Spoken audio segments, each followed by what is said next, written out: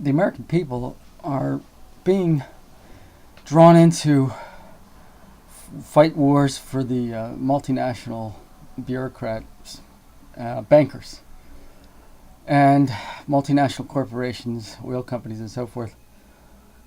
This latest attack on all of a sudden Gaddafi is an enemy. I mean, for years we haven't heard from him. Now all of a sudden he's the enemy. I've seen various interpretations of what's going on. I think that probably the most convincing one is this idea that Gaddafi was about to introduce a gold standard dinar in Africa. And so, of course, the multinational New World Order didn't like this, and all of a sudden now he's become the enemy. Well, I think that if you're an American and you're interested in freedom and national sovereignty, not just our own national sovereignty, but national sovereignty for other countries as well, and really should be signing up as mercenaries to fight for Gaddafi, because Gaddafi needs to remain sovereign. I think Libya should, remain outside of the control of the international bankers, and this would be a war that we can fight, and nobody can point the finger at us for starting a revolution, because we're not doing it on American soil. We're over there fighting the World Bank from Libya, and I think Gaddafi's got quite a bit of momentum. Now I understand, what and how the World Bank exploits certain people groups and so forth.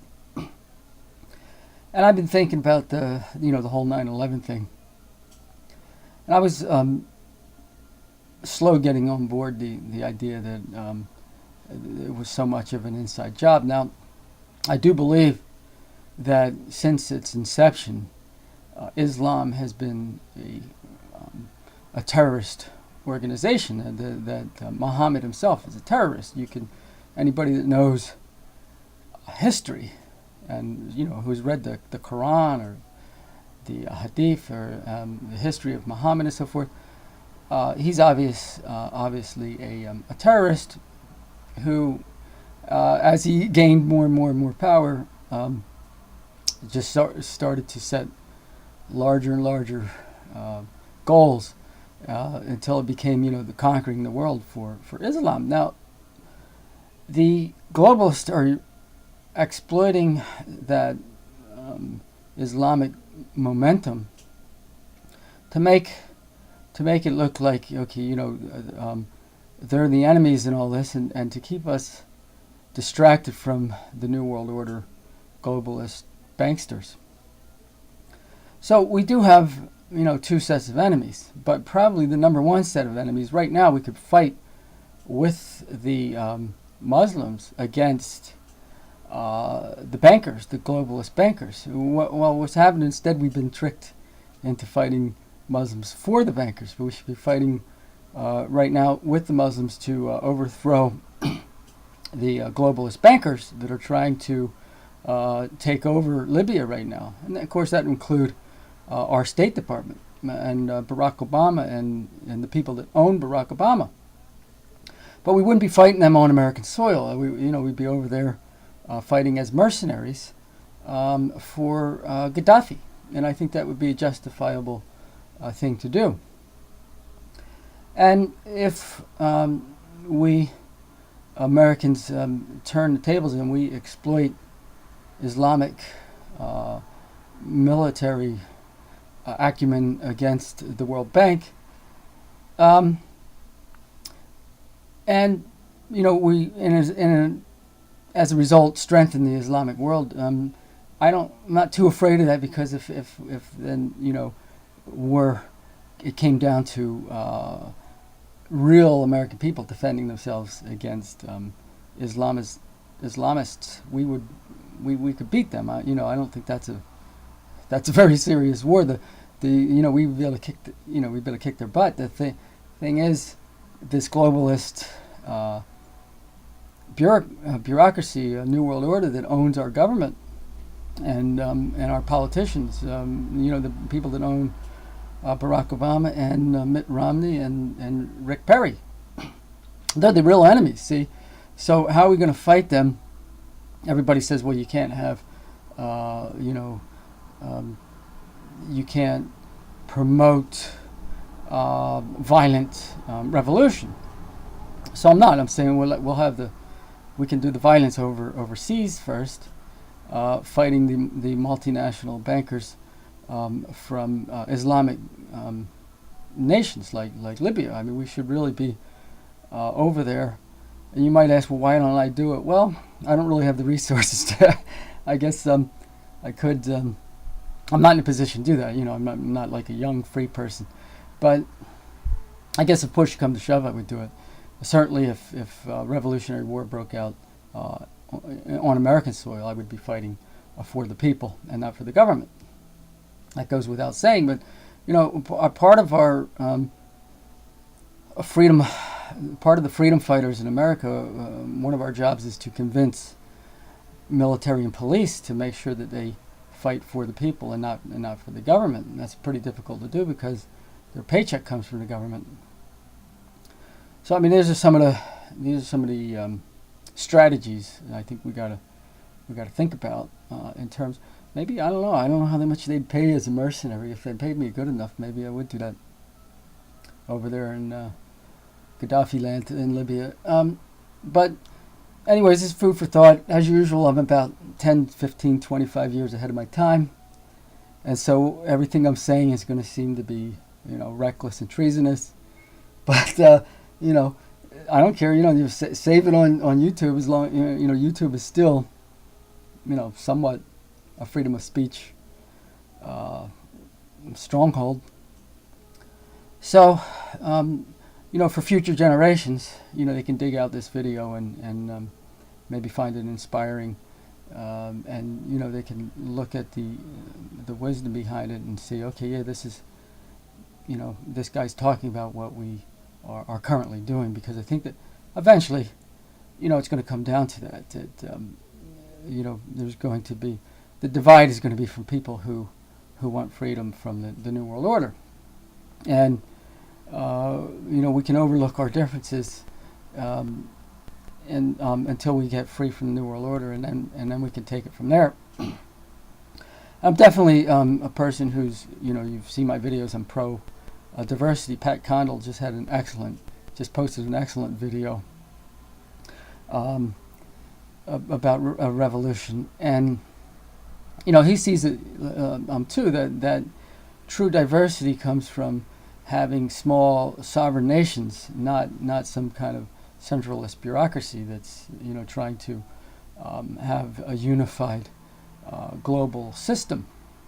So a unified global system is immoral and anti-biblical. Now, of course, Condell doesn't care about the Bible, but I'm just saying, even those of us who are evangelicals, should be able to see that this is a violation of the principles that God taught the world during the Tower of Babel incident. And I think that God has designed humans to exercise their complete human expression in small groups, rather than in some kind of universal brotherhood of man type of thing. Now, there's this certain dynamic to the brotherhood of man, but it doesn't go. It's not something that should trump things like culture and faith systems. Okay, so you can't give up your belief systems because of some universal brotherhood of man doctrine that the New World Order is pushing. See, there should be groups of people that have different beliefs. And if people voluntarily choose to, join a particular dominating belief system, that's fine. But a lot of this is not voluntary. You see, we got school systems that indoctrinate people, and we have to pay for them. See, that's not a voluntary faith choice for Americans as they're growing up. They are in schools that indoctrinate them into believing that they're just animals. So, we don't have that kind of freedom now. What we have is it's top-down, bureaucratic strong arm, and there's not the freedom, the kind of freedom that Founding Fathers had, I think, envisioned for the American people has been gone for maybe as much as a century. It started disappearing, and now it's completely gone.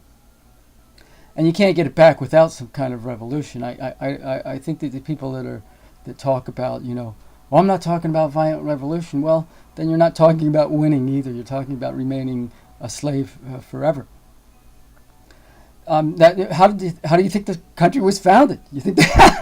What do you think? We were founded by election. We decided to vote ourselves out of the British stronghold. You mean there wasn't any bullets fired? I think people are cowards. That's what I think. We're basically a nation of cowards. Everybody. Oh, I'm not talking about armed revolution. Well, if you're not talking about armed revolution, you're not talking about freedom. Get that through your head. You have to start talking about it. There's no other way. There's no other solution. You're backed into a corner, and you're saying you're not going to talk about the only solution. Well, you lose. So my point is, let's start thinking, how are we going to organize mercenary movements to fight against the World Bank in foreign nations. We can start there. We can worry about America later, because I think that it's too hard politically to really mobilize militia and mercenary type activity in America. We're too controlled. There's too much of a lack of freedom in America. We couldn't do it here at this point. What would happen is the first sign of fire, would turn into an incident like Ruby Ridge, where whoever is brave enough, like for instance when they went down to New Orleans to take guns from people. What would happen if one of those gun owners fired on the federal agents, which they should have done, by the way? What would happen to them? They would have lost the political war. The American people would have sided with the federal agents. See, that's the problem. So we probably have to take our war against the globalists who own our government and want to, take our guns to foreign shores. And we should probably really think about fighting with the Muslim nations that want to break free from the World Bank and want to control their own destinies. And then we can take it to America later. Okay, well, we've got to have some victories, and I think Gaddafi, Libya is a good place to start. Getting off to a little late with this idea. But I think it's good to share this with people so we can start thinking about, how are we going to, look forward to doing this in some future events. When somebody like Obama comes on the stage and says, okay, we got to go after, this one or that one. Well, that's a perfect time to become a mercenary for the this one or that one that Obama, the spokesman for the World Bank, decides to go after. You see where I'm coming from, and I think that because look at you don't think you have to worry about having a fully automatic machine gun in Libya. That's where there's much more freedom over there in those Muslim nations. And so, anyways, food for thought. Sure, going to scare a lot of people. There'll be about 20 people watching this video, and nobody's going to share it because they're going to be scared as hell.